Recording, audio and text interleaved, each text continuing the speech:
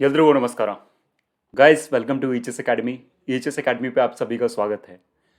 Guys आज के इस पर्टिकुलर वीडियो में हम लोग निबॉश के एक रीसेंट क्वालिफिकेशन के बारे में डिस्कस करने वाले हैं जो कि रिसेंटली निबॉश ने लॉन्च की है।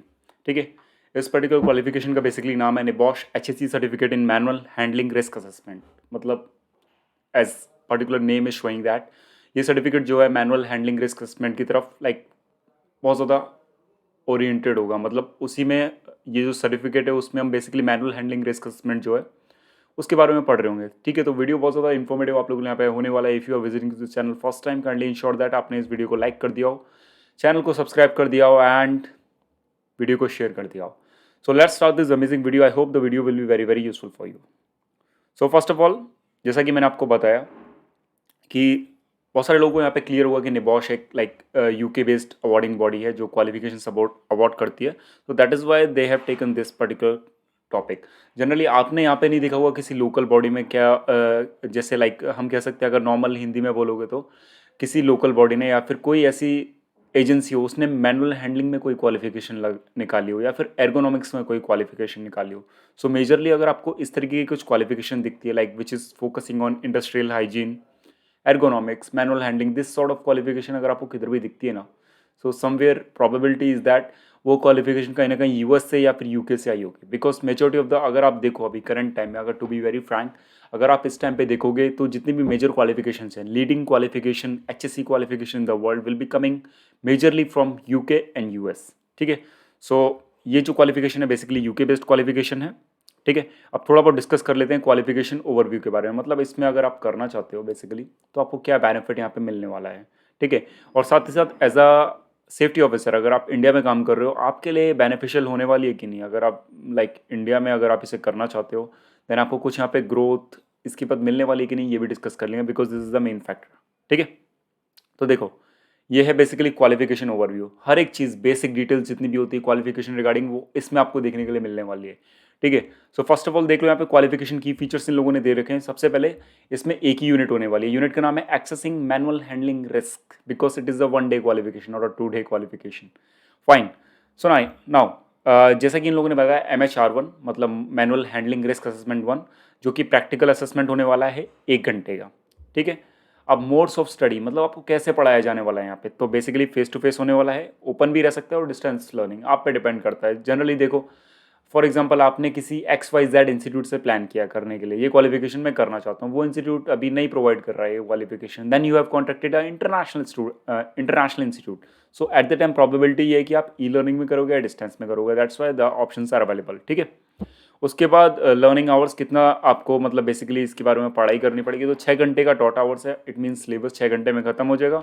1 घंटे का असेसमेंट है, टोटल मिला के 7 आवर्स का एक असेसमेंट टाइम हो जाएगा। ठीक है, आफ्टर दैट क्वालिफिकेशन लेवल में अगर हम बात करें तो किस लेवल पे बेसिकली फॉल होगी, तो SCQ है स्कॉटिश क्वालिफिकेशन फ्रेमवर्क में लेवल 6 पे आएगी और जनरली लेवल 3 पे। मतलब जैसा कि आपको पता है बॉश IGC हो गया या फिर कोई भी लेवल 3 का सर्टिफिकेट मतलब HSC सर्टिफिकेट बेसिकली हुआ तो मेजरली लेवल 3 या लेवल 4 पे ही फॉल होते हैं। ठीक है, तो लाइकवाइज ये भी लेवल 3 पे फॉल हो रही है क्वालिफिकेशन। ठीक है, एंट्री रिक्वायरमेंट्स, आपको ही क्वालिफिकेशन करनी है, कुछ एंट्री चाहिए कुछ प्री क्वालिफिकेशन चाहिए, ऐसा कुछ भी नहीं है। If you don't have anything you can still go but the IELTS scores are required.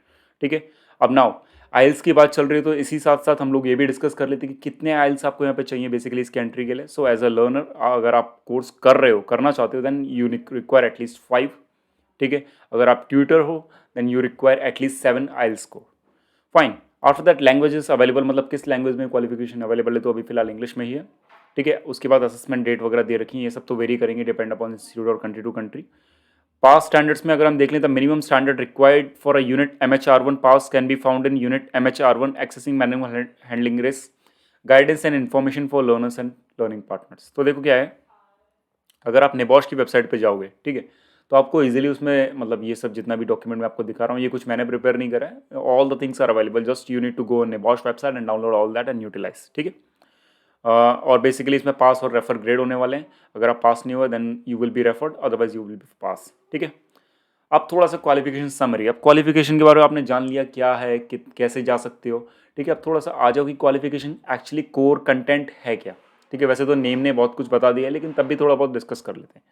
First of all who is the qualification design for, मतलब किस लोगों के लिए बेसिकली डिजाइंड है, तो अगर नॉर्मली हम बात करें तो qualification is suited to employers and employees representative who want to start accessing manual handling rest. तो देखो सिंपल बात है, मतलब जितना मेरी अंडरस्टैंडिंग है उसके हिसाब से अगर जो बंदा इस क्वालिफिकेशन को कर रहा होगा तो ऑब्वियसली वो कहीं ना कहीं आउट ऑफ इंडिया ही डिप्लॉयड होगा, ठीक है। Because focusing more on manual handling rest, मुझे नहीं लगता यहाँ पे मतलब हम में से नॉर्मली जो काम कर रहे होते हैं उतना ज़्यादा कोई कर रहा है। देखो यार, ट्रेनिंग्स देना एक अलग बात है, कुछ टूल्स आप पे होंगे, ठीक है, लेकिन application of NIOSH lifting equation after that carrying out the assessment which was mentioned in NEBOSH IDip, ठीक है, तो ये एक बहुत बड़ी चीज़ हो जाती है। मैनुअल हैंडलिंग के लिए आप इतने सारे असेसमेंट कर रहे हो, ठीक है, तो ऑब्वियसली जब आप इतने सारे असेसमेंट कर रहे हो तो आप पे एक कोर नॉलेज होनी चाहिए मैनुअल हैंडलिंग की, कि क्या रिस्क होते हैं, कौन कौन सी मतलब मस्कोस्केलेटल पार्ट्स होते हैं जो इजीली अफेक्ट हो सकते हैं। एक अच्छी खासी नॉलेज होनी चाहिए जो कि आपको ये सर्टिफिकेट इजीली प्रोवाइड कर सकता है, ठीक है।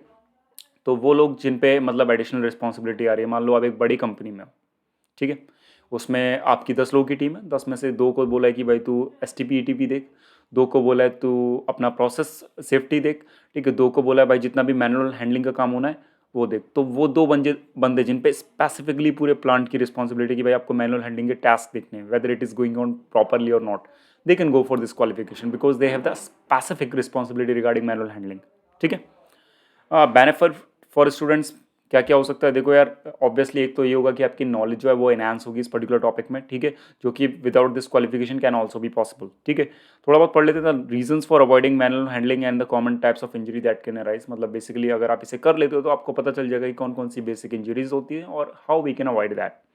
आफ्टर दैट कौन कौन से वो फैक्टर्स होते हैं और HSC टूल्स हैं मतलब जिन्हें आप यूज़ कर सकते हो to consider to evaluate the risk of manual handling.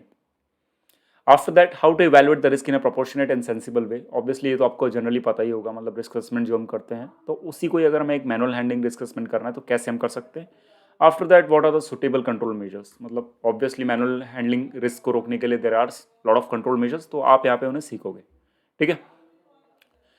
Employers के लिए भी सर्टेन बेनिफिट्स यहाँ पे इन लोगों ने दे रखे हैं कि देख अगर आप हायर करोगे इस बंदे को तो आप पे कॉन्फिडेंस होगा कि एक बंदे ने जिसने स्पेसिफिकली इसमें कोई क्वालिफिकेशन ले रखी है, ठीक है, आप उसे हायर करो। जनरली बंदे कैसे हायर होते हैं, कोई भी डिप्लोमा हो, डिग्री हो, मतलब ADS करके हायर हो, ऐसे करके हायर होते हैं। लेकिन इन केस में अगर आप किसी बंदे को हायर करना चाहते हो जिससे आप रिस्पॉन्सिबिलिटी दोगे बेसिकली मैनुअल हैंडलिंग या फिर मस्कुलोस्केलेटल हजार्ड्स कंट्रोल करने के लिए आपकी ऑर्गेनाइजेशन में, ठीक है, तो उस टाइम बेनिफिशियल है। आफ्टर दैट आपकी ऑर्गेनाइजेशन में वैल्यू ऐड करेगा वो बंदा, तो इस तरीके के कुछ बेनिफिट्स अवेलेबल हैं, ठीक है। ठीक है, आफ्टर दैट सिलेबस पे थोड़ा सा आ जाते हैं हम। सिलेबस देख लेते हैं, इसका सिलेबस बेसिकली क्या है। When we come to the syllabus, so basically as they have given here the 3 elements are available there. जो मतलब टॉट आवर्स मैंने आपको बताया था 6 घंटा, तो उस 6 घंटे में आपको 3 एलिमेंट पढ़ाए जाएंगे। फर्स्ट एलिमेंट ये रहा, सेकंड ये, थर्ड ये।